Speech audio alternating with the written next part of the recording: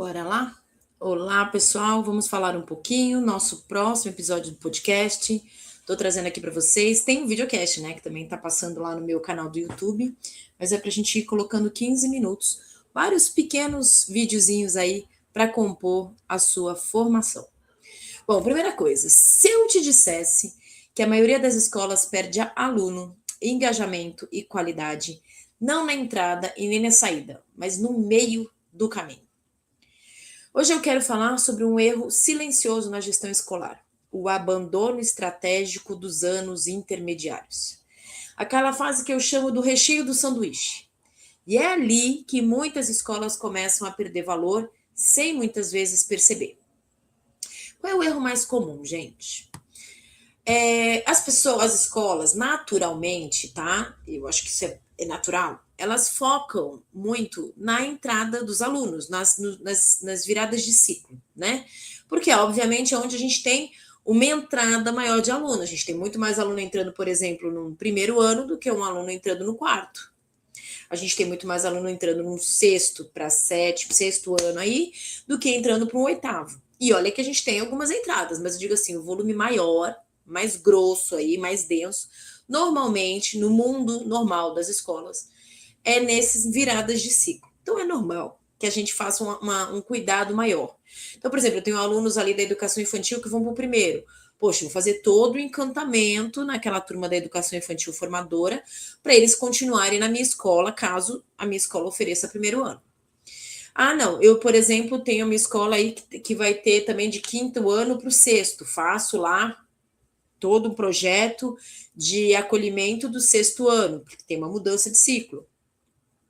Ou não, nono ano, se formou no nono ano, vai para o ensino médio, faço também todo um acolhimento, um projeto, rompendo no ensino médio, enfim, dê o nome que quiser, mas é um projeto que a gente se atém. Então, o que eu percebo que faz? A gente gasta uma energia, e não tem nada de errado com isso, com esses movimentos de girada de ciclo para manter alunos e captar alunos novos. Só que o que eu mais percebo que as escolas estão errando é no meio do sanduíche, no meio do caminho. Elas ficam tão focadas em fazer um bom trabalho de início de ciclo e final de ciclo que o meinho, aquele sanduichinho, aqueles aninhos que ficam ali no meio do caminho, a gente pode perder aluno. E se eu perco aluno, ali é quando eu tenho mais dificuldade de captar. Só você olhar em qualquer universo escolar, o número de procuras são maiores para troca de escola no início de ciclo. Eu posso ter no meio, mas o número é menor. Então, é ali que eu tenho que fazer o quê? A minha retenção. E o que eu percebo que os pais erram, os pais não, desculpe, as donas de escola erram, é justamente na hora dessa virada. A maioria das escolas concentra energia nos dois momentos, ou na captação, ou então no resultado final, porque ela quer mostrar lá que o aluno teve uma boa jornada, entrou numa boa faculdade, valorizar a qualidade do seu ensino. Então, o que primeiro eu percebo?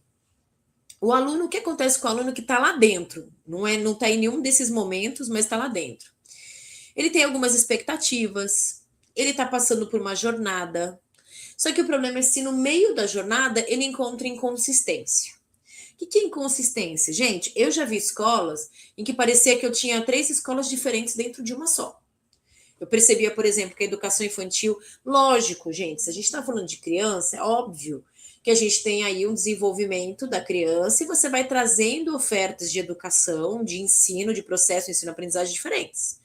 Mas tem que tomar cuidado para a gente não ter uma coisa que destoe tanto. Então, por exemplo, nossa, educação infantil era tudo muito acolhedor, a professora só faltava me pegar no colo, só faltava me ligar todo dia para saber se eu estava bem, me mandar o que meu filho fez com várias florzinhas, e aí, de repente, meu filho foi para Fundamental 1 e ela nem olha na minha cara. Mal e mal tem um contato com a escola. Mudou completamente a filosofia. Quando eu tenho uma situação muito distante daquilo que é a expectativa da escola, porque cria uma expectativa. Meu filho está crescendo, mas será que eu vou continuar sendo bem cuidada, bem acolhida? Ou mudou? Quer dizer que meu filho cresceu e eu deixei de ser cliente? Essa percepção não pode rolar com o cliente, ok? Então vamos lá. Quando a escola perde valor no meio, a gente começa a ter alguns problemas. Vou trazer aqui algumas informações numéricas, né? Porque eu acho que dados nos traz poder de informação. Até 68% das saídas escolares acontecem nos anos intermediários, não na entrada e nem na conclusão. Escolas que não têm estratégia de retenção estruturada perdem de 15 a 25% dos alunos ao longo dos seus ciclos. Já a escola com foco com experiência contínua consegue aumentar a retenção em até 30%. Por fim, mais de 70% dos pais que trocam de escola relatam que foi a queda na qualidade percebida ao longo dos anos e não problemas no início. Tradução na prática. Não é a primeira impressão que faz o aluno sair, é a manutenção na experiência vivida pela família e pelo aluno. O efeito sanduíche, esse meio do caminho, como é que eu vou resolver ele então, Liliane? Você me falou um negócio aí, eu fiquei atenta agora, e aí? Como é que eu resolvo, né? Vamos pensar. Efeito sanduíche, eu gosto de chamar esse efeito sanduíche pela gestão escolar, tá bom? O que normalmente a gente se preocupa é de ter um início muito legal, né? Um acolhimento, o cara acabou de fazer matrícula, fazer essa trilha de chegada dele muito bacana. O final, normalmente, a gente pressiona por resultado, porque eu quero que esses alunos entrem em faculdades boas, ou em escolas boas, em bons, enfim. E o meio, normalmente, a gente acaba ficando esquecido até pela nosso tempo, que a gente não consegue trabalhar tudo. E no meio, é no meio que o aluno constrói vínculo, os pais avaliam a consistência e a escola aprova o seu valor. Sem estratégia no meio, o início vira promessa e o final vira esforço para recuperar o que foi perdido. Por fim, o papel do líder de cada ciclo. Aí eu estou falando da coordenadora, caso você tenha uma, ok? O líder de cada ciclo não pode ser apenas operacional. Ele precisa ser um guardião dessa experiência. Algumas funções estratégicas que a gente precisa trabalhar. Ajustar a aresta entre fases, não ter uma dicotomia tão grande entre uma fase e outra.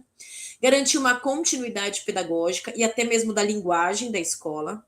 Manter o padrão da qualidade percebida. Antecipar crises de desengajamento. Traduzir mudança de fase, traduzir as mudanças de fase sem perder a sua identidade. O aluno pode mudar, a fase pode mudar, mas a experiência da escola não pode oscilar. Erros práticos que mais acontecem. Falta de comunicação entre os ciclos. Gente, como eu vejo isso? Eu falo que é passar o bastão, a galera erra. Mudança brusca de metodologia. Tem escola que tem até sistema diferente para cada ciclo. Tem uma coisa errada? Dá problema. Perda de vínculo com as famílias. Ah, cresceu, não preciso mais falar com a pessoa, né? Não preciso mais ser fofinha. Falta de acompanhamento emocional do aluno. Líderes focados só em rotina e não na experiência.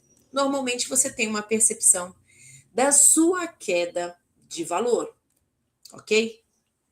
Então vamos lá, gente. A percepção de que a escola tem que estar atenta em todo o ciclo.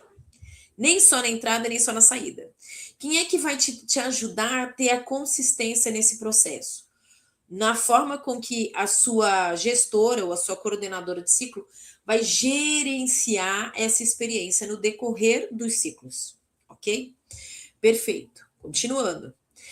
Como resolver? Aqui você encontra como mentora, né? O que você precisa pensar. Vamos pensar juntos aqui. Primeiro, cria uma jornada do aluno estruturado. Mapeie do início ao fim.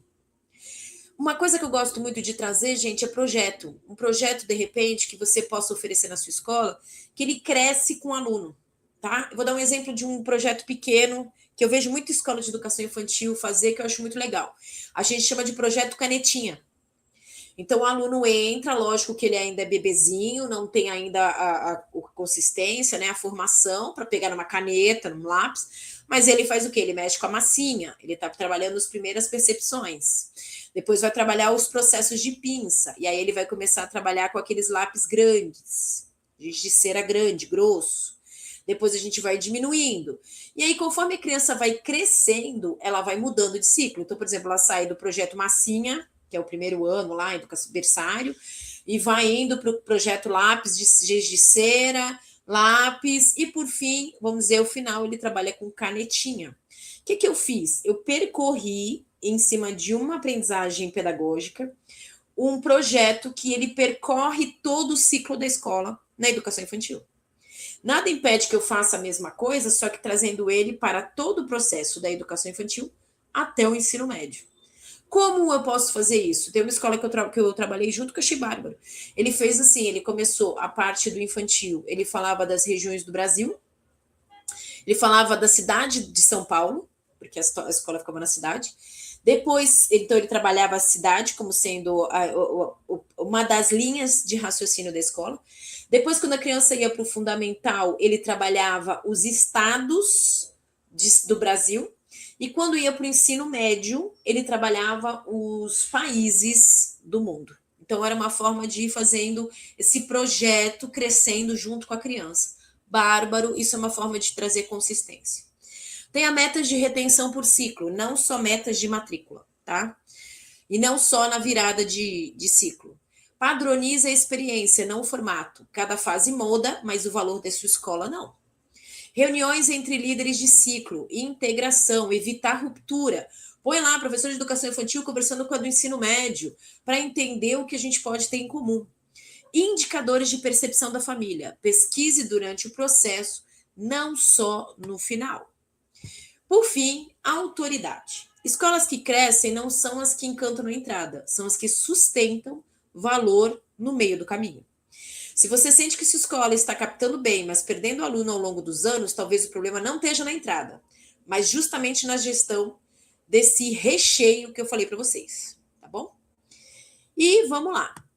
Se você quer estruturar uma gestão que realmente gera resultado, retenção e posicionamento, você pode me acompanhar lá no meu Instagram, Mentoria Underline Escolar, mas não estou nem só falando sobre isso. Eu quero que você pense nas seguintes coisas que eu vou te falar. Quem não cuida do meio, perde um aluno antes do final. A matrícula não garante permanência. O problema da escola não é captar, é sustentar valor.